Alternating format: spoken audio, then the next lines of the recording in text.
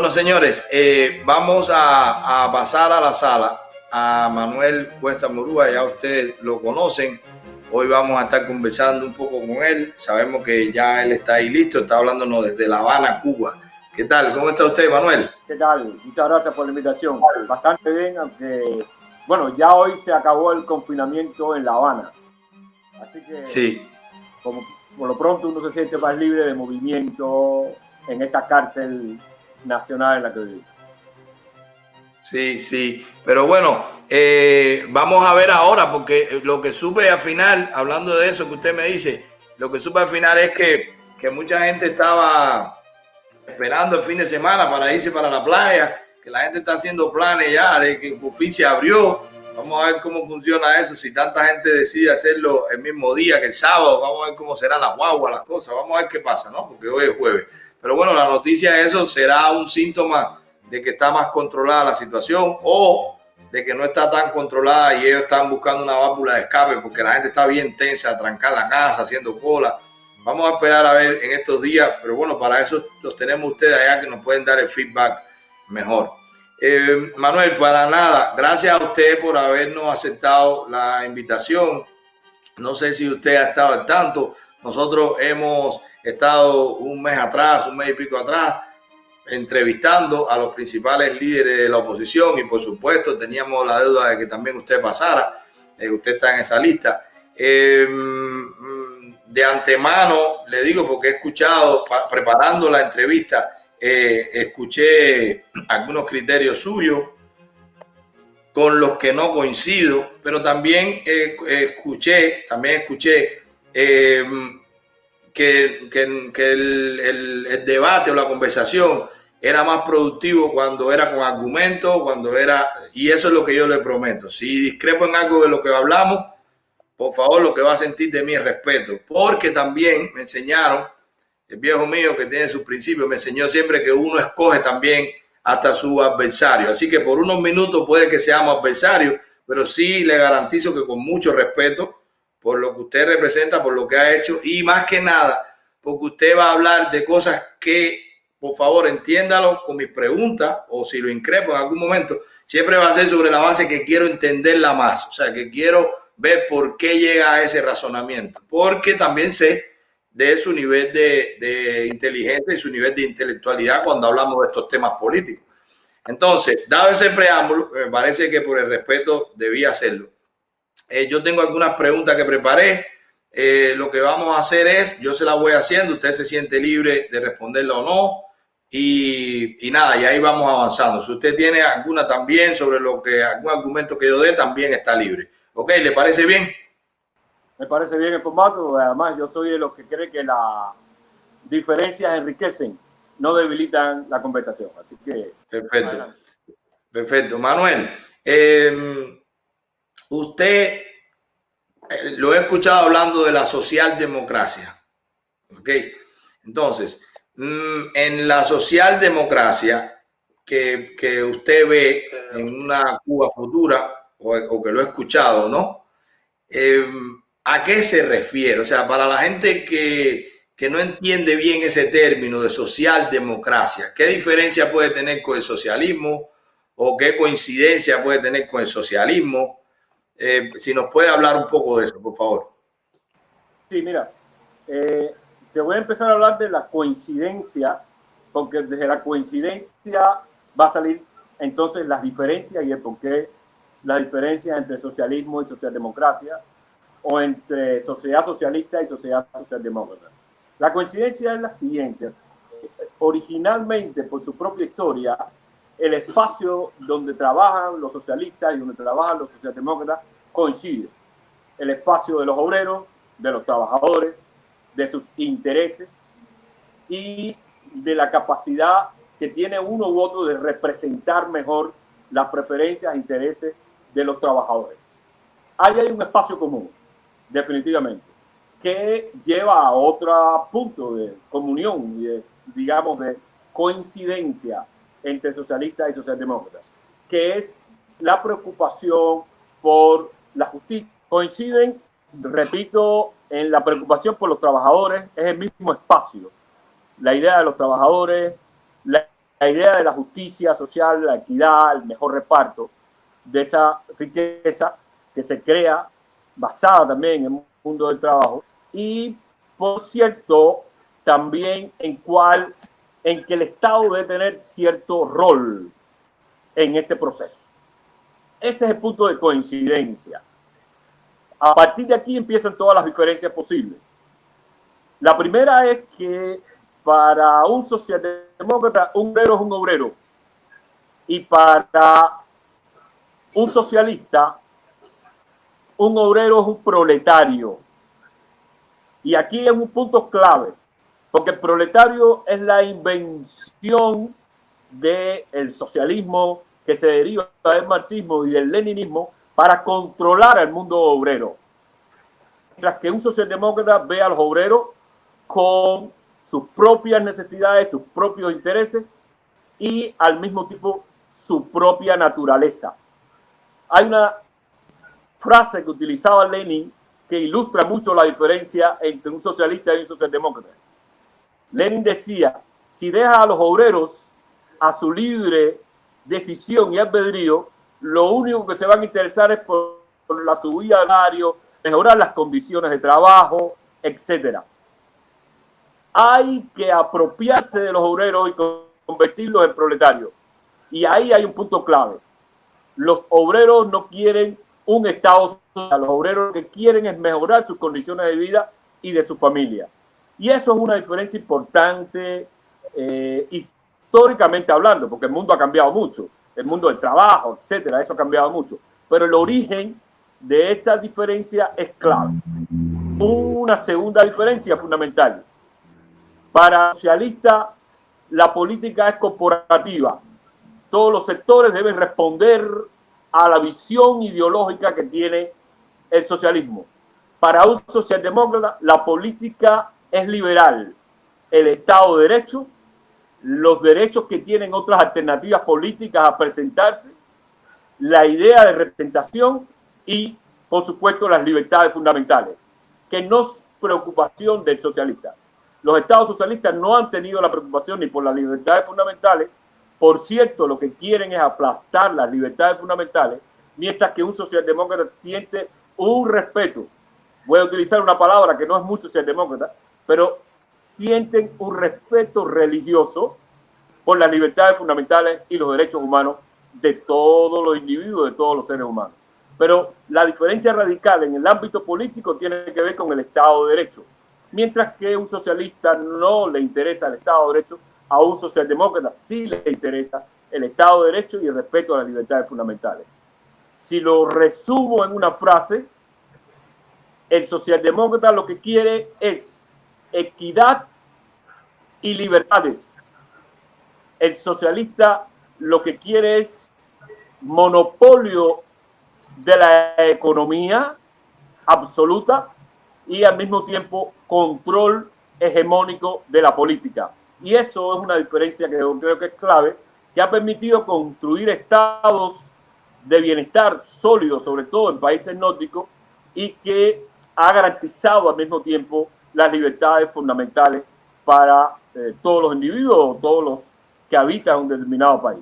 Yo creo que por ahí va un poco las diferencias. Hay otras tantas que tienen que ver con la propiedad. El socialdemócrata no se pelea con la gallina de los huevos de oro. La propiedad privada es reconocida como una forma de propiedad legítima y por lo tanto la economía de mercado es esencial para la redistribución, mientras que un socialista no cree en la economía de mercado, se inventa términos como economía socialista de mercado, eufemismos contradictorios para tratar de mantener un control absoluto sobre la oferta de bienes y servicios en una economía abierta y de mercado. Para un socialdemócrata, la economía de mercado es importante, con un contenido obviamente social. Mire, Manuel, por lo que entiendo de lo que he hablado, la diferencia viene siendo que el socialdemócrata, pues, no es totalitario, no es un régimen, no coarta las libertades de los derechos humanos, ¿verdad? Los fundamentales. Más sin embargo, sigue pensando en ese papel del Estado dentro de la sociedad, bueno, para regular, pero también para redistribuir, para que no haya, para que se distribuyan las riquezas, para que haya equidad, cosas de estas. Yo le voy a decir lo que yo pienso sobre eso. En ese tema discrepamos en el sentido de que no de que ese sea el concepto de la socialdemocracia, ese es el concepto y es bueno que usted lo diga así, porque la gente también va entendiendo que que un socialdemócrata no es un comunista. Primero eso es lo primero, porque también se reciben muchos ataques. No, un socialdemócrata es un comunista. Ok, entonces lo primero es eso, socialdemócrata no es un comunista, pero en mi opinión está en el peligro a que se llegue al totalitarismo por el peso que tiene el Estado. Y le desarrollo mi tesis, ¿no? O mi planteamiento.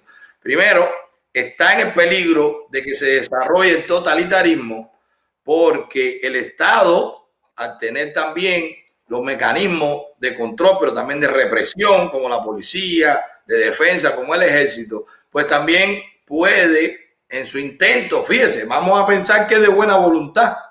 Primero hace algo, al que no tiene, le da el que tiene.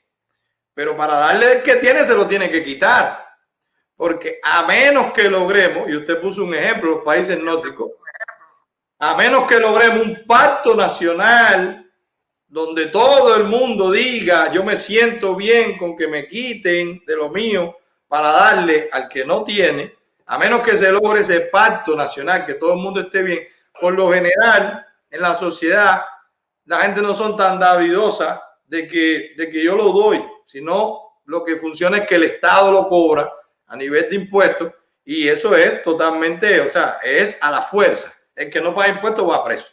Entonces, bajo esa premisa, yo diría que se corre peligro de que esos mismos derechos, primero, ya hay derechos de que se están coartando, porque si yo tengo mis beneficios, o si yo fui más próspero, o si yo trabajé más, o si yo estudié más, o si yo me esforcé más, bueno, pues ¿por qué me tienen que quitar a mí? Y no estamos hablando de los casos extremos de la gente que no pueden. ¿Por qué me tienen que quitar a mí para darle al que a lo mejor entendió que sin trabajar tanto le van a dar, lo van a compensar porque cae en el rango de los que menos ganan y tal?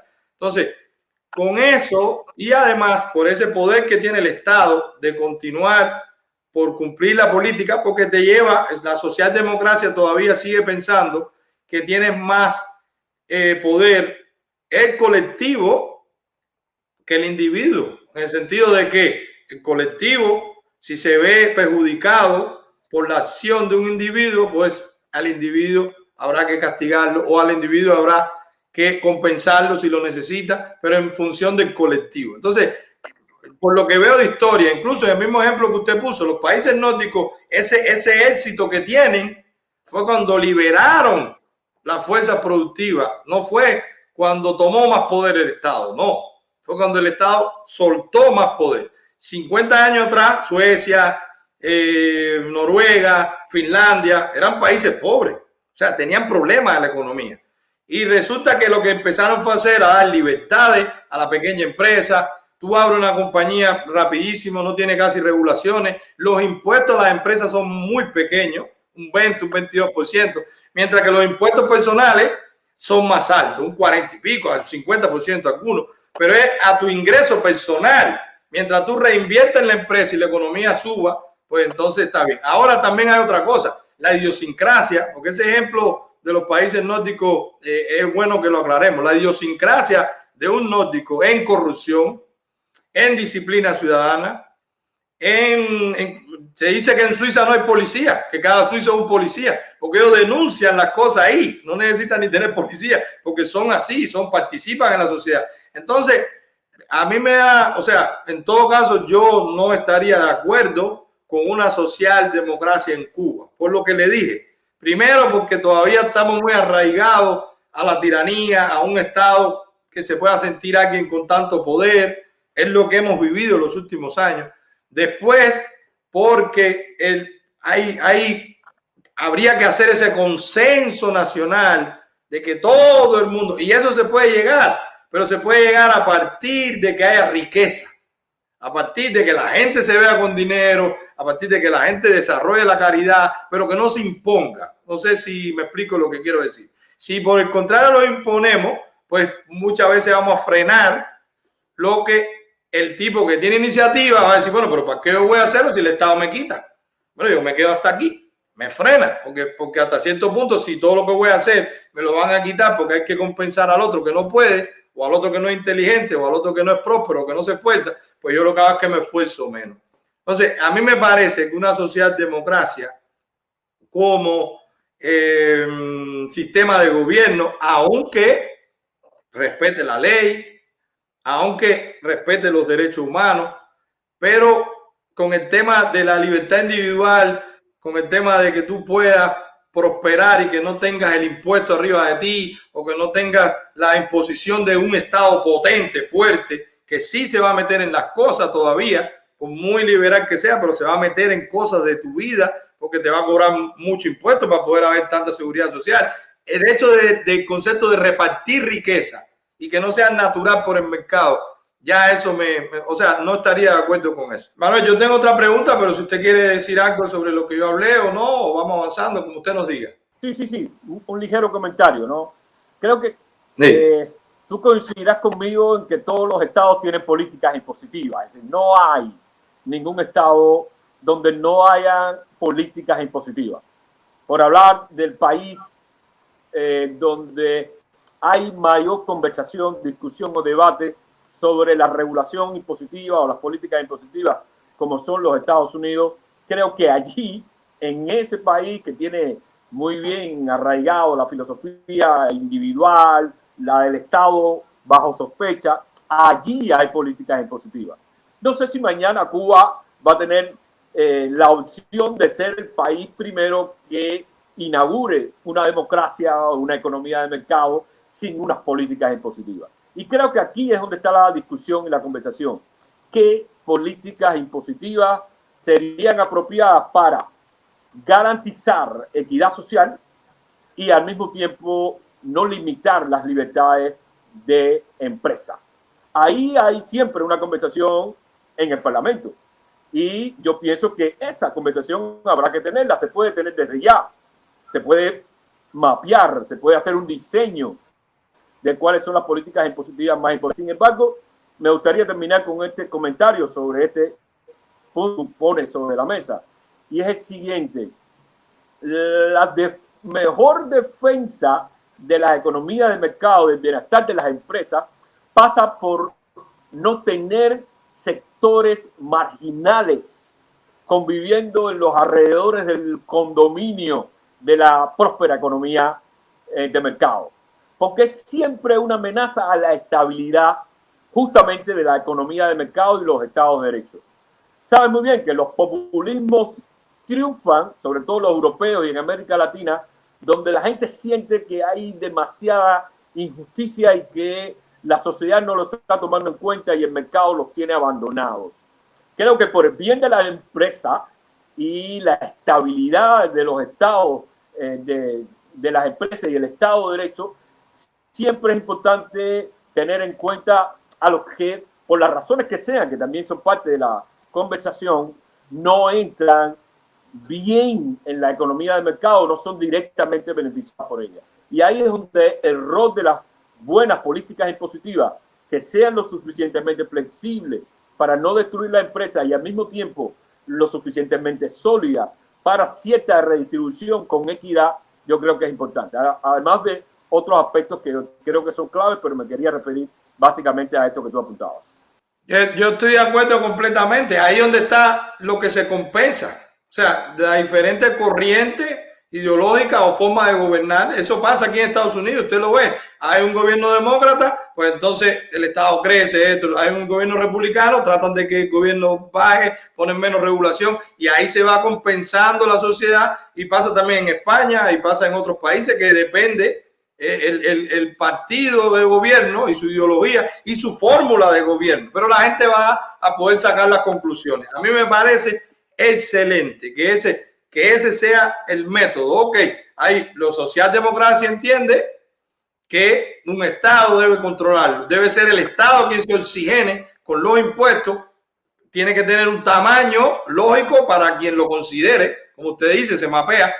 Pero los que somos más libertarios decimos, no, el Estado mínimo, defensa y leyes, defensa y justicia, ya. Lo demás no hace falta, lo otro lo regula el mercado. Entonces, en esa discusión seguramente se llegará a algo que compense también por las personas que estén. Podrá ser acalorada entre los políticos o entre los economistas o entre los empresarios, pero al final el pueblo dirá con su voto dónde me siento mejor, en este periodo de 4 años me fue más mal, déjame que lo hagan los otros, porque eso pasa, eso es la alternabilidad política. Eso, estoy de acuerdo con usted en eso, perfectamente. Además, usted defiende su posición porque entiende genuinamente que es la mejor forma de hacerlo. Y su historia define que es sin ningún trasfondo. Así que me parece válido y se lo acepto. Y además me gusta que usted escuche que esa sería la discusión. Usted va a poner su argumento y otros grupos políticos pondrán otro. Y esa es la Cuba que queremos, que la gente pueda discutir su posición y que se llegue a un consenso o que ganen mejor y que gobierne el que la gente quiera. Ok, hay otra pregunta que yo le quería hacer y es la siguiente. Cuando usted habla de transitar hacia esa socialdemocracia a partir del régimen actual, usted apela a el diálogo, al diálogo nacional, aunque usted ha dicho muy claro que, por ejemplo, con la seguridad de Estado usted no dialoga. O sea, usted sabe quiénes son las personas que estarían abiertas al diálogo o no, o que se pudiera dialogar o no. Perfecto, pero a través del diálogo.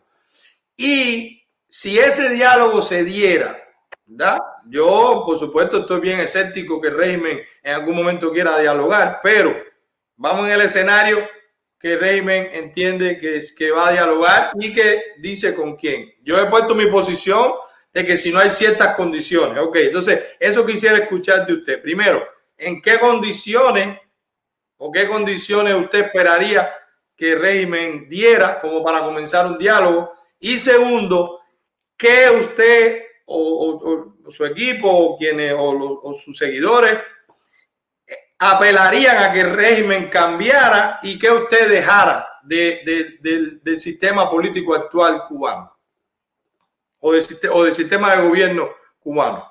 ¿Qué usted dejaría, qué quitara y bajo qué condiciones que hiciera el régimen usted comenzaría un diálogo o lo promovería? Condiciones para un diálogo. Primero, liberación de todos los presos políticos. Todos los presos políticos tienen que estar fuera en sus casas, con su familia, haciendo lo que mejor entiendan. Esa es una condición para mí sine qua non, importante, indeclinable. Siempre ha sido esa la posición de nosotros como socialdemócratas en Cuba. Ni siquiera dialogar para ver si los liberan. Libérenlo y después comenzamos a dialogar. Eso es una condición primera. Una segunda condición es respetar las diferencias, porque el gobierno cubano ha tenido diálogo con, digamos, cubanos en el exilio, en el exterior, pero este diálogo ha sido sobre la base de cooptar a todos los que se sienten en la mesa en la dirección política que el régimen cree que debe llevar el país. De modo que nunca hay un diálogo y una conversación entre alternativas, sino un diálogo y una conversación entre personas distintas, pero no entre alternativas distintas. Y para nosotros es fundamental partir de una igualdad de derechos a participar en la construcción nacional de Cuba. Usted tiene que reconocerme como alternativa política y esa es una segunda condición. Si no me reconoce como alternativa política, no tiene sentido que me llame a mí a conversar directamente. Tercera condición, tiene que ser un diálogo abierto. ¿Por qué creo que debe ser un diálogo abierto? Porque yo soy sospechoso de los entre grupos de élite que tienen la tendencia a defender sus intereses en una mesa de negociación, olvidándose de los que quedan detrás. Por lo tanto, yo creo que tiene que ser un diálogo abierto donde haya flujo de ideas entre la ciudadanía y los que están sentados en una mesa de negociación. No solo entre grupos de poder o grupos de intereses, que esa tendencia existe y que lastra la posibilidad de construir la democracia. Cuarta condición, vamos a dialogar para establecer instituciones de derecho en Cuba. No solo participación política en un marco en el que yo te voy a dar una cuota de poder, tú te vas a sentar ahí y vas a tener la oportunidad cada cierto tiempo de criticarme, de decirme algunas cosas y por supuesto de hablar 5 minutos en la radio, 10 minutos en la televisión, etc. Se trata de establecer instituciones de derecho, de manera que ir a un diálogo nacional para el Estado de Derecho. De lo contrario, no tiene sentido sentarse a dialogar. Creo que esas son las condiciones básicas, obviamente, que nosotros creo que hemos puesto siempre en blanco y negro en cualquier circunstancia, conociendo perfectamente que el gobierno cubano no tiene ninguna voluntad de dialogar. Y aquí hay un elemento clave que yo siempre cierro con el concepto de honorabilidad. Dialogar requiere honorabilidad entre las partes, respetar los pactos, respetar al otro. Y este gobierno no tiene mucha capacidad para comportarse honorablemente, no solo con nosotros, a quienes todos los días violenta, a quienes todos los días maltrata. No tiene ni siquiera honorabilidad para conversar con interlocutores extranjeros que le dan dinero y que ponen su confianza y sus capitales y su inversión. Por lo tanto, es bastante difícil dialogar con este gobierno. Ahora, pasando a tu segunda pregunta, ¿qué yo quitaría del sistema político? Todo. Todo el sistema político. Hay que cambiar el sistema político en Cuba hacia uno que reconozca el pluralismo político, el multipartidismo, que son dos cosas distintas. El multipartidismo es partidos organizados, el pluralismo es la expresión política de la sociedad en distintas vertientes, en distintas tendencias, y eso hay que reconocerlo. Y por lo tanto eso significa un desmontaje del actual sistema político en Cuba. Si nos ponemos un poco más riguroso, a mí me gustaría un sistema parlamentario con control del Ejecutivo, porque la tendencia caudillista en América Latina no debería darle todo el poder de decisión a un presidente, aunque sea solo un periodo de 4 años, pero ya estos son detalles del sistema político. En todo caso, hay que reformar el sistema político hacia uno que reconozca el multipartidismo, el pluralismo político, asentado en el Estado de fuerzas políticas, allí en el Parlamento, en la Asamblea Nacional, sea bicameral o unicameral, pues discutan las condiciones políticas públicas que son de echar adelante a un país. Aquí han estado otros líderes y de lo que han dicho otros, solamente no lo escuché o igual no lo dijo o sea, igual no lo dijo expresamente, pero se habló también de que una condición debiera ser para ese diálogo, pues, convocar a elecciones libres. No sé si usted considera que eso está dentro de lo que dijo cuando habló de las instituciones o si no, o si piensa que eso sería mucho para pedirle a ellos para el diálogo. No sé, ¿qué piensa sobre eso?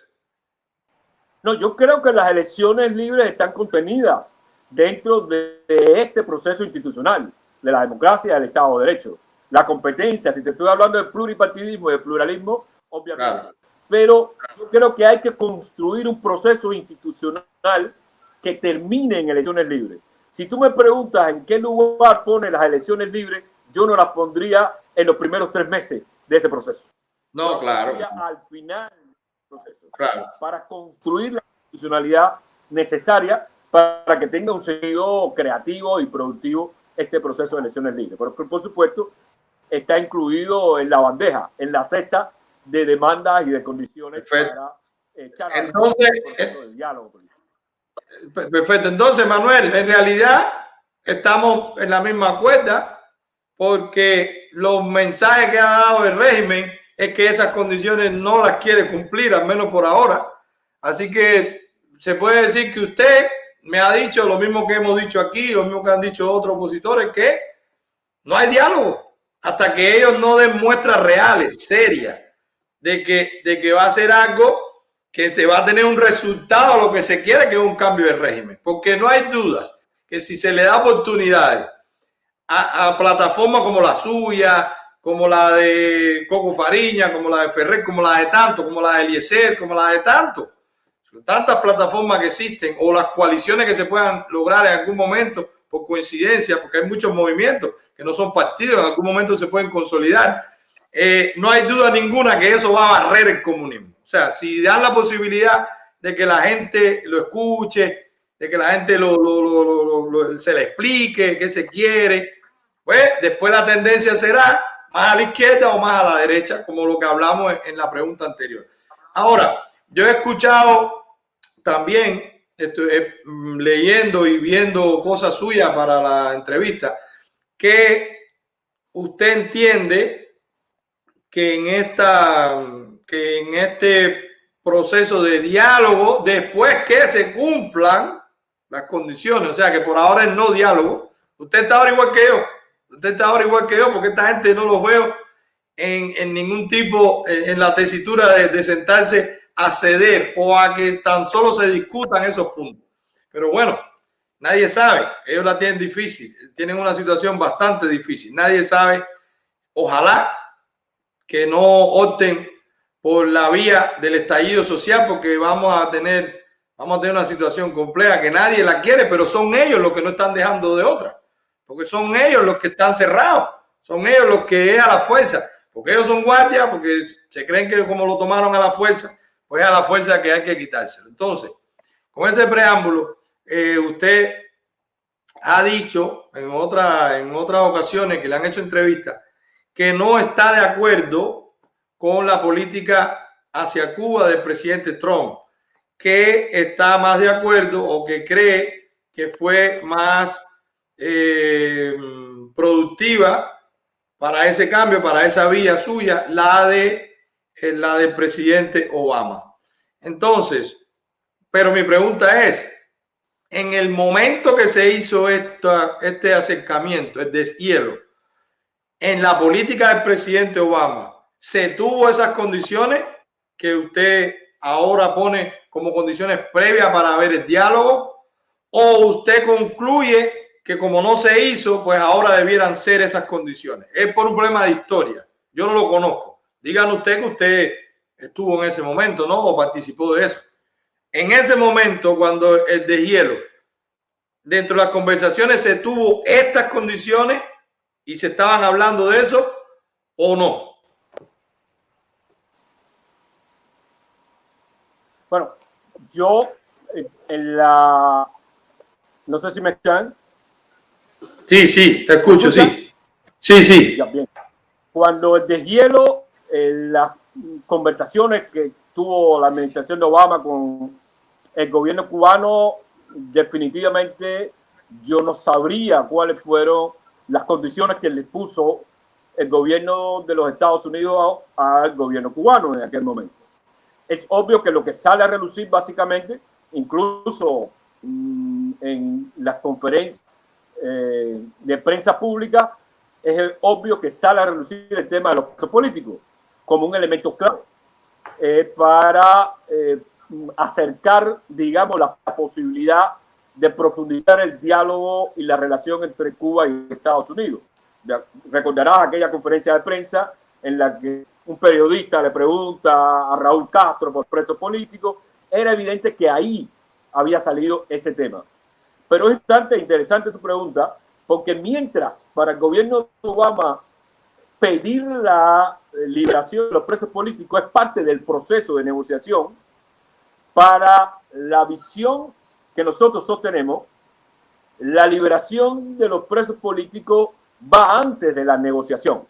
Y por razones obvias, por razones internas, porque Obama era el representante de un país extranjero que dentro del esquema de negociación política a nivel internacional es válido caminar en la dirección de hacer determinadas demandas que son problemáticas para los gobiernos y al mismo tiempo avanzar en una segunda vía por el diálogo.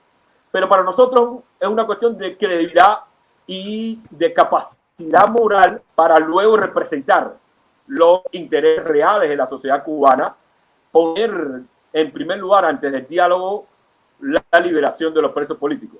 Además de que es una justa demanda y exigencia en el orden de los derechos humanos.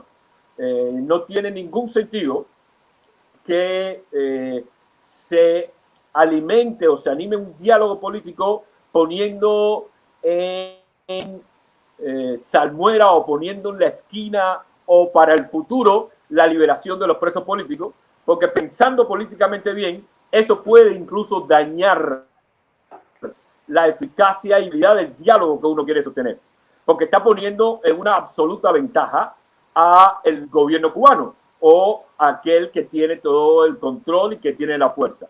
Si uno no le hace la exigencia mínima de sacar de la prisión a aquellos que podrían estar también en el diálogo, pues uno lo único que podría estar haciendo es trabajando y pavimentando el camino para mañana estar justamente en el mismo lugar donde están los presos políticos hoy. Por eso no es la misma posición, no es la misma posibilidad. Para nosotros sigue siendo una condición preliminar antes de abrir una mesa de conversación. Y digo de diálogo porque la negociación es otra cosa. Una mesa de conversación y de diálogo requiere como premisa que todos los presos ahora mismo al lado de su familia y que la liberación de los presos políticos tiene que ser ya antes de llegar a eso. Ahora, sí, he defendido durante muchos años que me parece mejor para propiciar un proceso de democratización, de apertura democrática en Cuba y de democrática en Cuba, me parece mejor un ambiente donde no haya o no se pueda explotar la hostilidad entre dos naciones. Me parece mejor un acercamiento que la política de aislamiento. Se construye mejor una estrategia de cambio cuando hay cierto clima de confianza al interior del país. Cuando hay cierto clima de confianza entre todas las fuerzas que de alguna manera están comprometidas y que están situadas en el lugar donde se va a producir el cambio. Y sobre todo en las circunstancias de Cuba es mucho más complicado, porque sabe perfectamente bien que el gobierno cubano siempre ha explotado la coartada nacionalista. Ha dicho, me niego a la reforma porque estoy siendo hostigado, la plaza sitiada famosa. Sabemos todo que es un pretexto, pero aquí es, digamos, esa situación política en que el pretexto se convierte en herramienta política para tratar de paralizar y de justificar la falta de cambios, de reformas y de movilidad, o al mismo tiempo la voluntad de sentarse a una mesa de negociación y de diálogo. En todo caso, en más de 60 años, no creo que políticas de aislamiento y de profunda hostilidad hayan producido un mínimo cambio al interior de Cuba. Yo creo que las otras fórmulas deberían ensayarse mucho mejor y dársele una mayor oportunidad.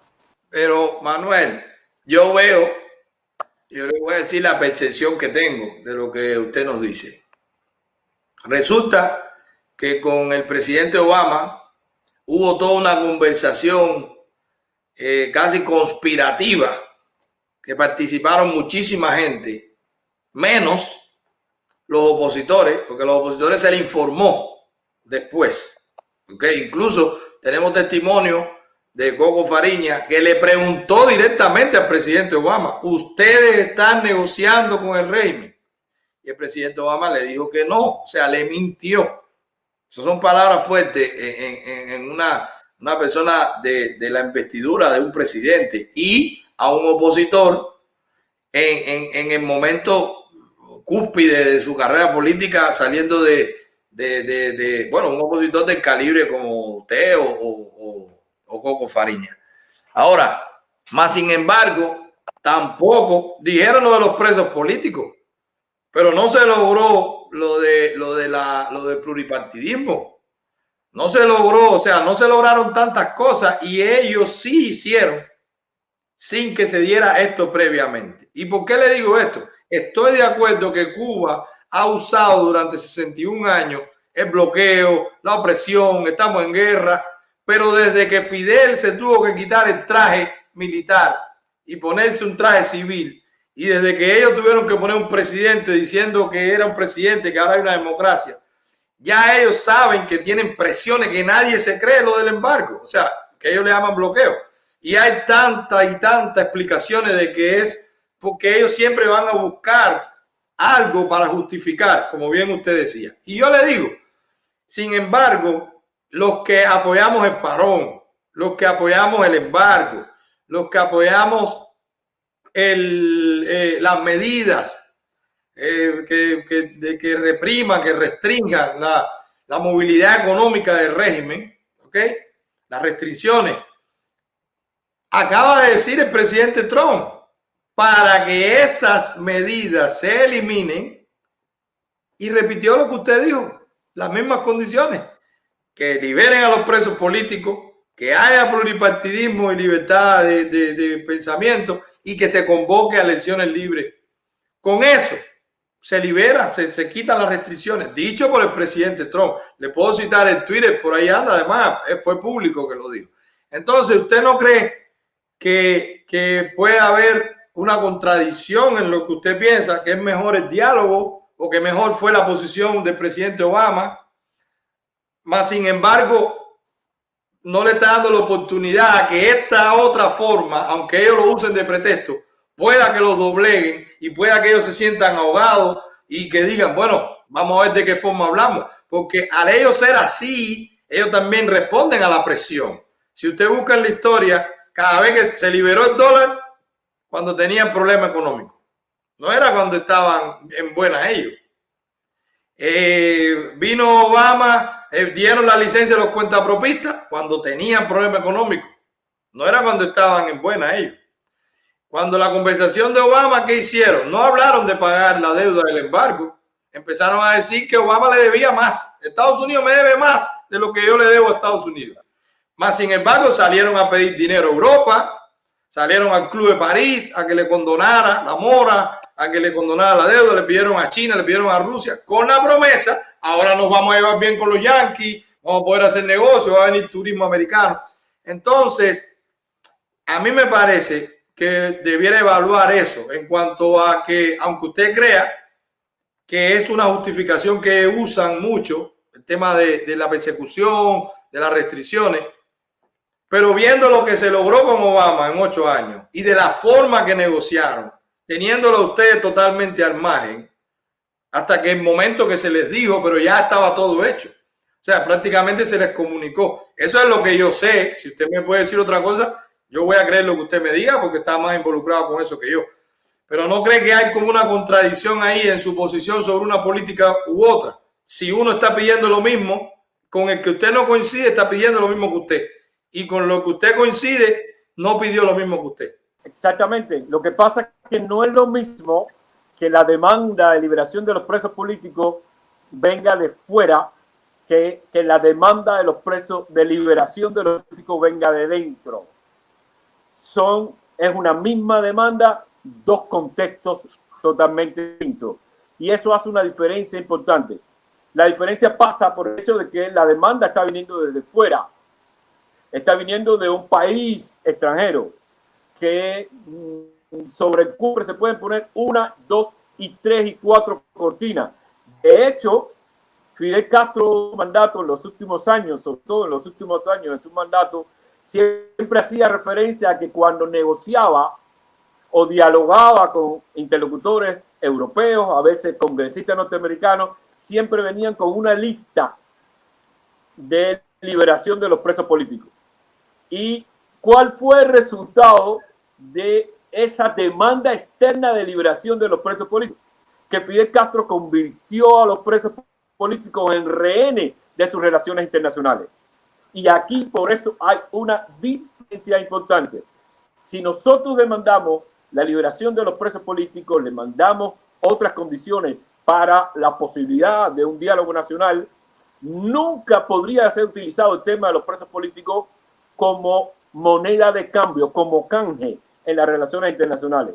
Porque una de las cosas fundamentales que sabe Fidel Castro y que sabe un régimen totalitario es que Obama iba a estar 4 años, a lo sumo 8. Eso siempre está como variable en el análisis político que hace el gobierno cubano de sus relaciones con otros países.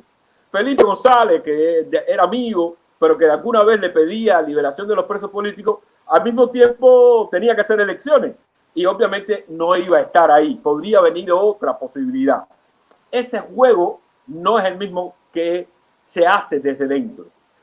Desde dentro, la demanda pasa por una viabilidad política o no, pero la satisfacción es fundamental. Por eso Fidel Castro liberaba a presos políticos y después volvía a encarcelar a los presos políticos. Encarcelaba a otros. Lo que hacía era una especie de renovación de la prisión. Más jóvenes, menos jóvenes, mujeres, ahora este, el otro. Y siempre tenía esa opción como en moneda de cambio.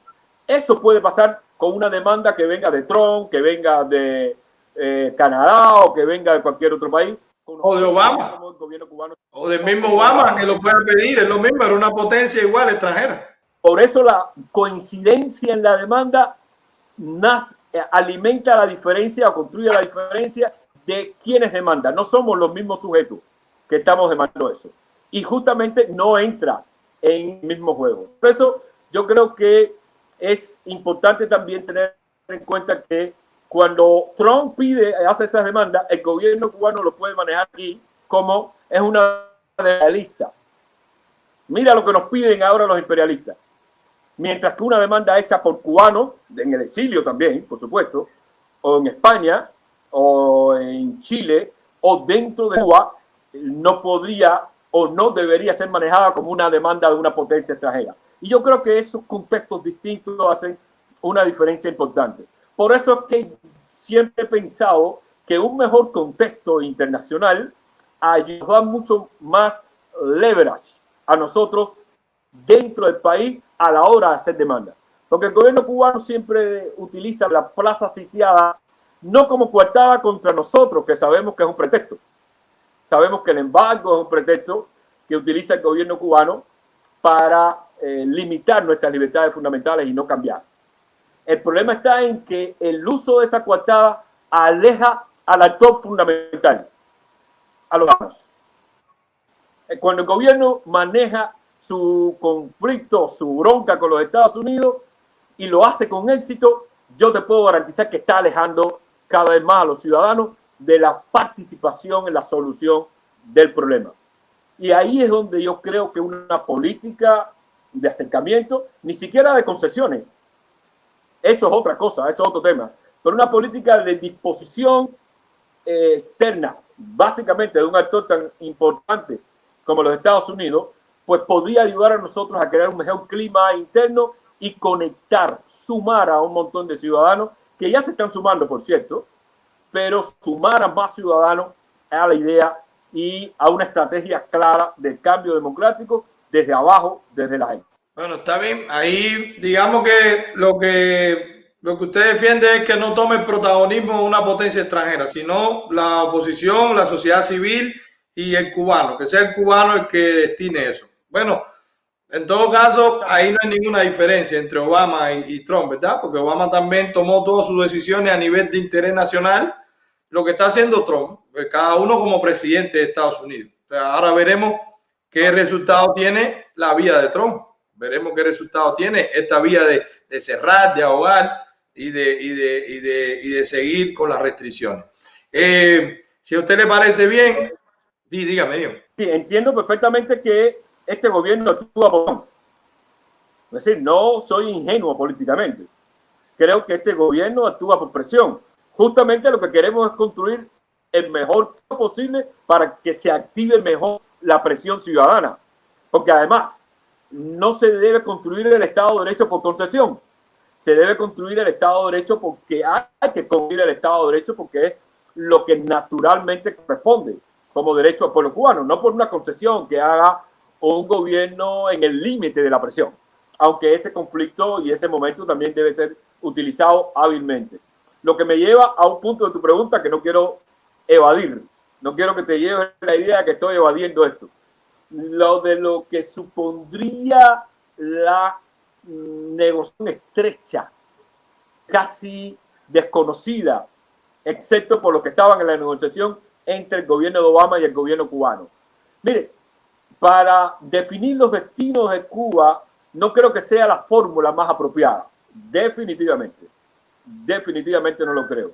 Lo que pasa es que aun cuando soy idealista en términos de construcción de la sociedad, creo que soy realista en términos de cómo funcionan las relaciones internacionales. Y sabrás muy bien, tú y muchos televidentes, que en lugares donde hay conflictos históricos establecidos, las negociaciones son siempre bajo cortina cerrada. Así empezó también en Corea del Norte en su momento, y así ha sido en zonas de conflicto de relaciones. No es lo que nos gustaría, pero soy realista en cómo se construye la negociación en términos de relaciones internacionales. Y en ese sentido, Cuba no es una excepción, aunque no nos gustaría y no nos gustó que fuera de esa manera.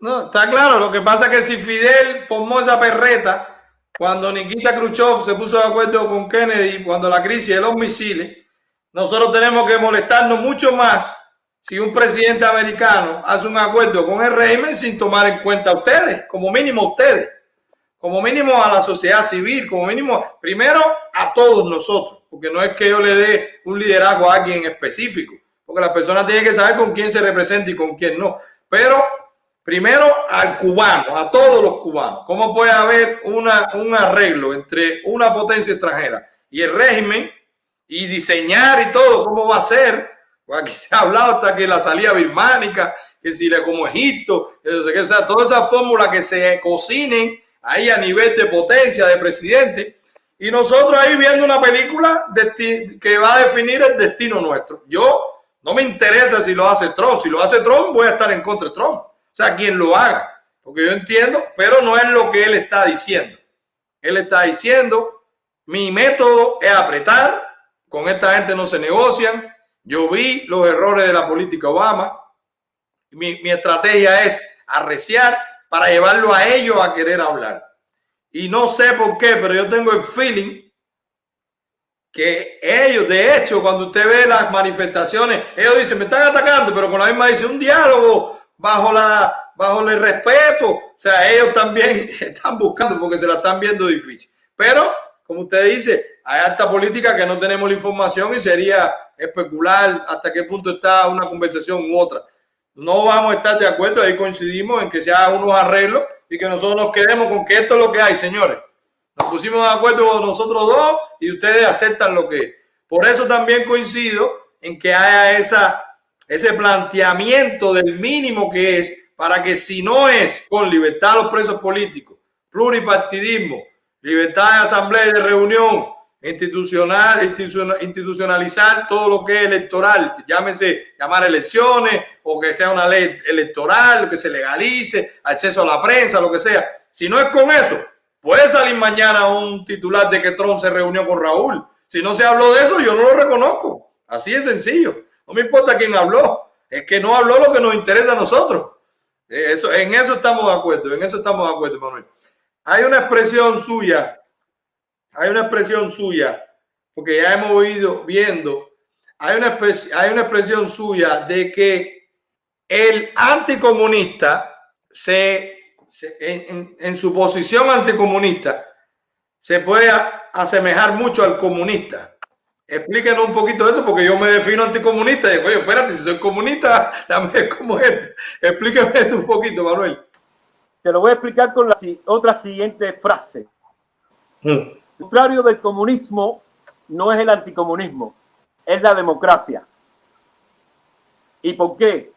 Porque llevado a su propia lógica, a su propio desarrollo, a su propio movimiento, la tendencia de los extremos es a excluir al otro adversario. Y yo no creo que la democracia se pueda construir desde la exclusión. Cuando el anticomunista se expresa, quizás no con conocimiento intelectual, quizás no con la reserva de conocimiento histórico y político que hay que tener. Pero siempre cuando el anticomunista se expresa, dice hay que destruir al Partido Comunista. En el futuro puede haber un partido comunista. Y no creo que se construya la democracia excluyendo a las alternativas políticas, porque eso justamente es lo que ha hecho el comunismo, excluir a todas las demás, no sean igual a sí misma. Y como el comunismo excluye a todo el mundo, no hay otra igual a sí misma que no sea justamente la que la desplace a ella del poder. Por eso yo creo que es clave, sobre todo para el futuro de Cuba, construir la democracia desde la perspectiva de que todos los partidos tienen derecho a estar. Lo que se le dice a los comunistas, y hay que dejarle claro, es que no puede haber hegemonía, que todos tienen el mismo derecho a participar del proceso político y que sea el elector que defina, pero no se puede excluir a los demás si uno quiere construir la democracia. Hay países, hay el caso de Suiza, a mí siempre me llama la atención el caso de Suiza, que abolió por referéndum la posibilidad de existencia del Partido Comunista. Aquí hay un elemento clave, lo hizo por referéndum, es decir, hizo una consulta popular y al mismo tiempo no liquidó que tienen la ideología, simplemente por razones históricas no quería el nombre en ese país, como pasó aquí en el pasado en alguna etapa de la historia de Cuba entre Partido Comunista y Partido Socialista. Pero Cuba necesita levantar las bases democráticas, la construcción del nuevo país que necesitamos.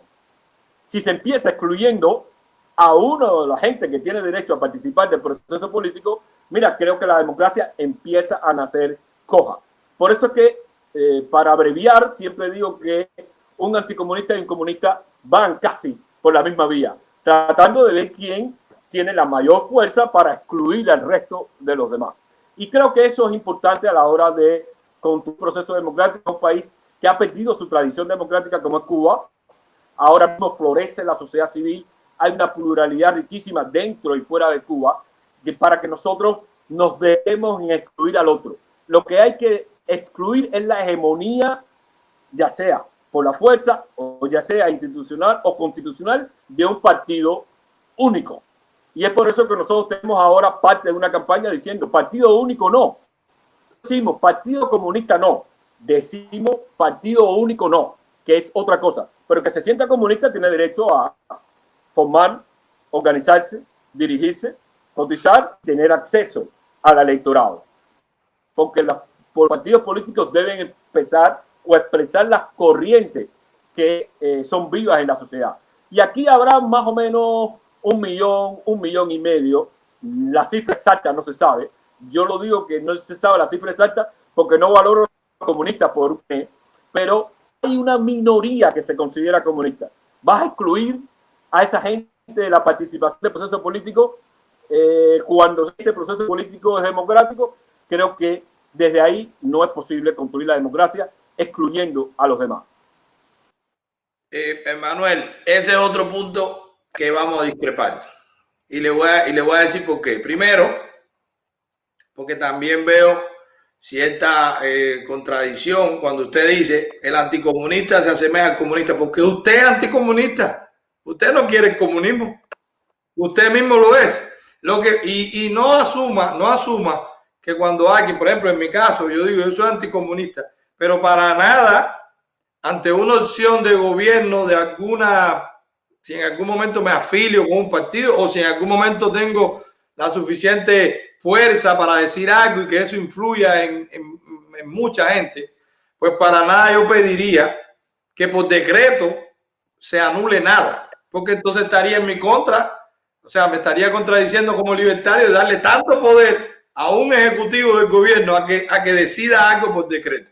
Yo creo que sí, y sí se debiera promover, si no un referendo, la consulta popular o una ley o lo que sea que sí penalice a el hecho de que un partido se llame o proclame la ideología comunista, porque es ilegal, es asesino. Lo que ha hecho, lo que ha sufrido la humanidad con el comunismo. Más de 100 millones de muertos el comunismo ha traído, basado en esa idea de Carlos Marx, que trajo ahí por los pelos de la riqueza de las naciones de Adam Smith, de que la plusvalía por la explotación del hombre por el hombre. Entonces, eso con un fundamento tan débil, teórico, ha creado ese totalitarismo, ese régimen en tantos países que todavía existen, y hay tanta gente oprimida, tantas muertes, tantas separaciones de familia, tanta injusticia, tantas violaciones de los derechos fundamentales, que yo sí promovería, yo sí apoyaría un proyecto de ley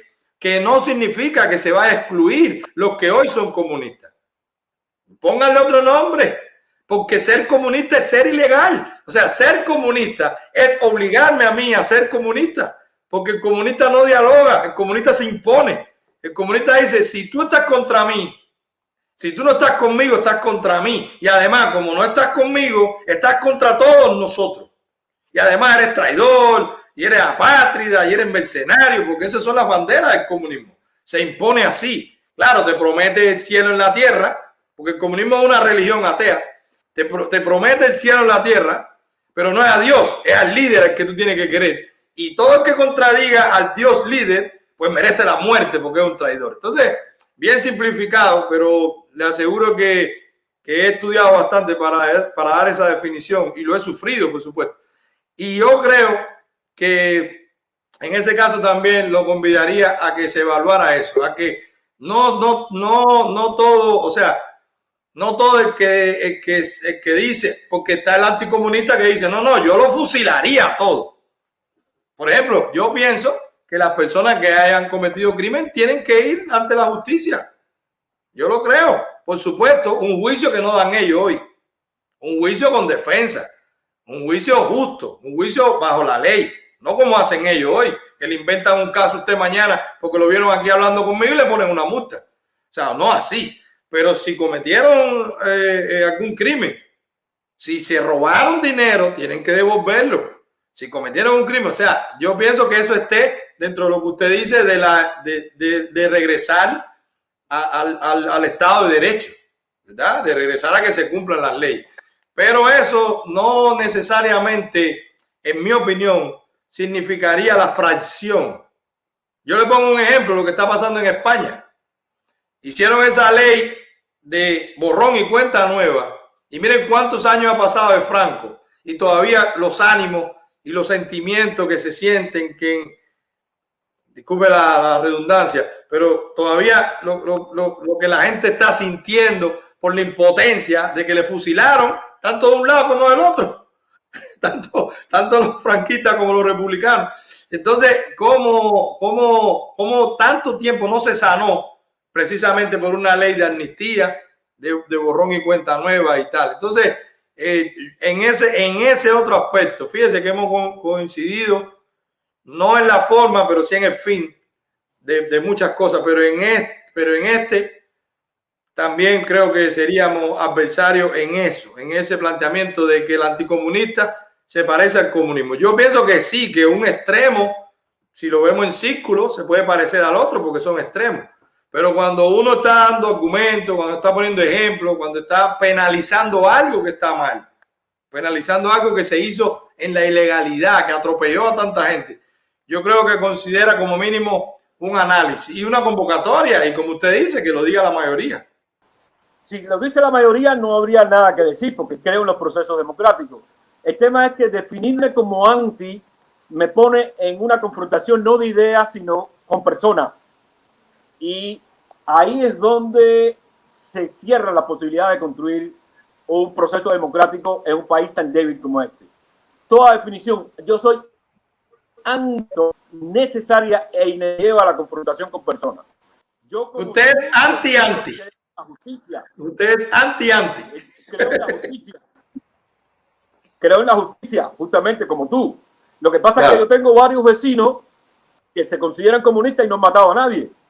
No han participado de la maquinaria de injusticia, fusilamiento del gobierno cubano. Y entonces de pronto se ven atrapados, y yo me limitaría en mi posibilidad de, vamos a decirlo en términos religiosos, de convertirlo a democracia si de momento me confronto con ellos diciendo yo soy un anticomunista, ahí estoy bloqueando la posibilidad de conversión hacia la democracia que necesitamos para poder avanzar en este país. Que tiene que ver también con un tema, yo hablaba hoy con un amigo mío, un poeta, Amaury Pacheco, quizás porque sea un poeta tenga esta concepción, y conversábamos sobre el tema de la reconciliación entre cubanos, así como construir la reconciliación entre cubanos como base para construir la democracia, porque donde no hay reconciliación, las instituciones no van a funcionar. Donde no hay un clima de confianza, se pueden tener las instituciones bellas que no van a funcionar, porque al final somos seres humanos y tenemos que funcionar en un clima de confianza. La confianza funciona incluso en un tema tan clave como la economía. Cuando alguien invierte y presta dinero, lo está haciendo de buena fe. Lo está haciendo porque tiene confianza en la persona a quien le está prestando dinero, le va a dar un crédito. Si es así con el dinero, ¿qué no será para construir un proceso democrático? Y si no hablamos también de este término de reconciliación nacional con justicia, insistiré, con justicia, aquellos que han cometido crímenes tienen que pasar por la justicia. Eso está absolutamente claro para evitar justamente lo que tú señalas que está sucediendo en España. Cerró en falso una herida y ahora sale, por supuesto, ese conflicto acumulado en la historia española. Eso no debemos imitarlo. Quizás un proceso como el de Sudáfrica sea más interesante, donde se pasó por la justicia a quienes tenían que ser pasados por la justicia y se caminó a construir también la reconciliación. Y yo creo que ahí hay otros modelos que no necesariamente son de Europa, en este caso de África, y que nos ayuda muchísimo a confrontar este asunto. Pero si yo me defino desde aquí como anti, salgo al mercado, llego allí a comprar tarima, la gente me conoce, hablo con un tipo que dice que él sigue el marxismo y le digo, yo soy anticomunista, cerré la posibilidad de construir un proceso de negociación fundamentalmente desde abajo. Porque no se trata de lo que piensa la cúpula del poder, se trata también de lo que piensan los ciudadanos comunes, lo que vemos todos los días en el ómnibus, en un taxi, en un mercado, coincidimos gente que tiene distintas. Es que tengo cierta definirme como anti algo. Y por cierto, en Estados Unidos hay un partido comunista y tiene su nombre y tiene su sede, tiene su revista. Lo importante es competir en la arena política. Cubano, sabes bien que por la historia del cubano tenía una tendencia a negociar todo el tiempo. Llegó Fidel Castro y viró, distorsionó todo ese proceso histórico del Partido Comunista en Cuba, que se llamó Partido Socialista, y que de alguna manera rompió su cadena de negociación. Pero siempre negociaban, porque el comunista sabe que la única manera de imponer su hegemonía es por la fuerza. En competencia política, no conozco ningún lugar donde el Partido Comunista haya llegado directamente al poder en unas elecciones libres y pluripartidistas. Y esa es la razón por la que yo creo que hay que ser cauteloso con el uso de la palabra. Vamos a ver si se recuperó la comunicación con Manuel. ¿Está con nosotros de nuevo, Manuel?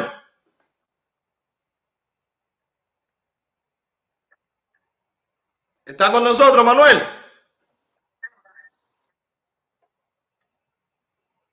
¿No? Bueno, no. Bueno, parece que no. Señores, hemos tenido una conversación de más de una hora. Manuel Cuesta Morúa, miren qué persona equilibrada, que se ve que tiene su preparación intelectual y política. Ustedes ven que sí se puede tener una conversación aunque no se discrepe. Algunos estarán pensando, pero Manuel, ¿por qué no le dijiste esto? Lo otro no, porque no lo merecía que se lo dijera, porque fue una conversación con respeto. No tenemos que estar de acuerdo, podemos discrepar, nos lo dijimos las dos cosas, los dos nos dijimos lo que discrepábamos. Además, él es un dirigente político, tiene su movimiento, yo no. Yo lo que soy es un miembro de la sociedad civil, un empresario que doy mi opinión. Pero ahí ustedes vieron, Manuel Cuesta Morúa tiene la vía de él para el cambio, es conducir hasta a la socialdemocracia. Él explicó qué era, los que están llegando, regresen un poquito atrás, por la vía del diálogo, pero con las condiciones. O sea que por ahora no hay diálogo, hasta que no se cumplan las condiciones que ustedes vieron, que son las mismas que ha pedido Ferrer, las mismas que ha pedido el Coco, las mismas que ha pedido Cuadesía, las mismas que han pedido todos los que han pasado por aquí, coinciden. No sé quién dice que la oposición está separada, si todos piden lo mismo. ¿Qué quieren ustedes? ¿Una foto de cumpleaños, todo el mundo junto? No, todos piden lo mismo. Coinciden en que tiene que ser a partir de algo, pero no coinciden en el método o en el gobierno que debiera, o la estrategia de cómo gobernar o la ideología que ellos defienden por su movimiento o su partido político. Y eso es así, es totalmente legítimo. ¿Ok? Los que yo esté de acuerdo, pues lo apoyaré. Los que no esté de acuerdo, seré oposición, aunque estemos en la libertad.